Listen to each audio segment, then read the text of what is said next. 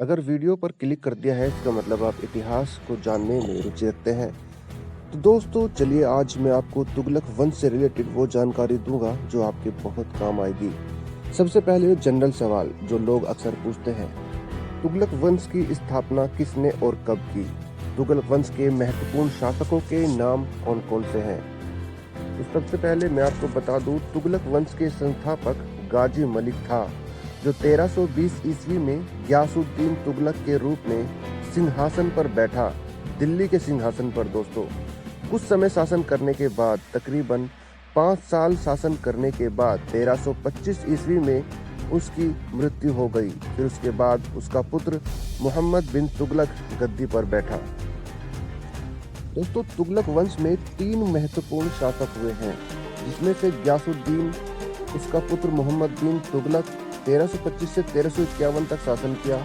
उसके बाद उत्तराधिकारी फिरोज शाह तुगलक, जिसने दिल्ली में बहुत सारे मॉन्यूमेंट बनाए, जिसके आज भी हम देखते हैं और घूमने के लिए जाते हैं, जो 1351 से 1387 तक दिल्ली की गद्दी पर बैठा।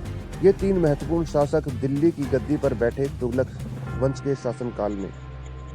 दोस्तों फिरोज शाह तुगलक के बारे में एक बात मैं आपको बताता चलूं, दिल्ली में जितनी पुरानी नहरें हैं उनका निर्माण फिरोज शाह तुगलक ने करवाया था। कृषि को बढ़ावा देते हुए और सिंचाई की व्यवस्था को दुरुस्त करते हुए फिरोज शाह तुगलक ने दिल्ली में नहरों का एक जाल सा बिछाया था, जो आज नाले के रूप में बदल दिए गए हैं। दोस्तों एक और जनरल सवाल जो अक्सर लोग पूछते हैं, तुगलक वंश कब से कब तक चला?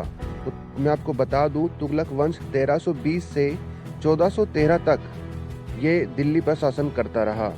एक और सवाल जो लोग अक्सर पूछते हैं, तुगलक वंश का सबसे प्रसिद्ध शासक कौन सा था? तो मोहम्मद बिन तुगलक अपने कारनामों के कारण आज भी याद किया जाता है। मोहम्मद बिन तुगलक तुगलक वंश का सबसे प्रसिद्ध शासक रहा है और सबसे ज्यादा अवधि तक इसने ही शासन किया है तुगलक वंश में। दोस्तों आपने एक सवाल जरूर सुना होगा, पागल राजा। मोहम्मद बिन तुगलक एक सरफिरा राजा था। उसको सरफिरा राजा या पागल शासक क्यों कहा जाता है? इसके पीछे बहुत सारे कारण हैं दोस्तों, जो शॉर्ट में मैं आपको बताने वाला हूँ। दरअसल मोहम्मद बिन तुगलक को पागल राजा इसलिए कहा जाता है, सुल्तान मोहम्मद बिन तुगलक ने अपने जीवन काल में जितनी भी परियोजनाओं पर काम किया वे असफल रही। लेकिन दोस्तों ये इसका एक पहलू है। अब मैं आपको बता दूं इसके पीछे के कारण। दोस्तों सुल्तान मोहम्मद बिन तुगलक ने अपने जीवन में बहुत सारी योजनाओं पर काम किया, जैसे दोआब में प्रयोग किया था कांगड़ा अभियान, ये बहुत ही प्रसिद्ध है, आप गूगल पर सर्च करेंगे तो आपको मिल जाएगी। दूसरा सांकेतिक मुद्रा, जिसे हम आज इस्तेमाल करते हैं दोस्तों। सांकेतिक मुद्रा जो हम पैसे इस्तेमाल करते हैं वो सिर्फ कागज का एक नोट है, लेकिन उसकी वैल्यू क्या है ये आप समझ सकते हैं। उसकी वैल्यू हम गोल्ड से नापते हैं। दोस्तों अगर मोहम्मद बिन तुगलक के बारे में आप डीपली पढ़ोगे और यूपीएससी की तैयारी जो कर रहा है, अगर वो तो इसके बारे में पढ़ता ही होगा, तो आपको पता चलेगा ये एक पागल नहीं बल्कि एक दूरदृष्टि राजा हुआ करता था। एक बहुत ही दूर की सोच रखने वाला शासक हुआ करता था। ये अलग बात है कि उसकी योजना उस वक्त काम नहीं आई, लेकिन उसकी योजना आज जारी है और हम इस्तेमाल करते हैं। दोस्तों मोहम्मद बिन तुगलक को पागल शासक या पागल राजा कहने का सिर्फ एक ही मकसद है, क्योंकि वो एक मुस्लिम राजा था तो उसको बदनाम करने का और कोई बहाना ना मिला तो उसको पागल करार दिया गया। अगर आप यूपीएससी की तैयारी करेंगे या करते हैं तो आप उसके बारे में डीपली पढ़ेंगे तो आपको पता चलेगा कि वो एक बहुत ही बुद्धिमान शासक हुआ करता था।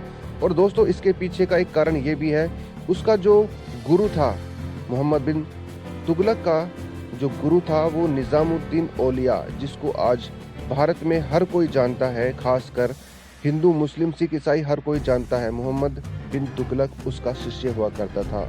निजामुद्दीन औलिया की दरगाह दिल्ली में है और वहाँ पर हर रोज हजारों लाखों लोग आते हैं। मुझे आप एक बात बताइए, निजामुद्दीन औलिया ने जिसको अपना शिष्य बनाया, क्या वो पागल हो सकता है?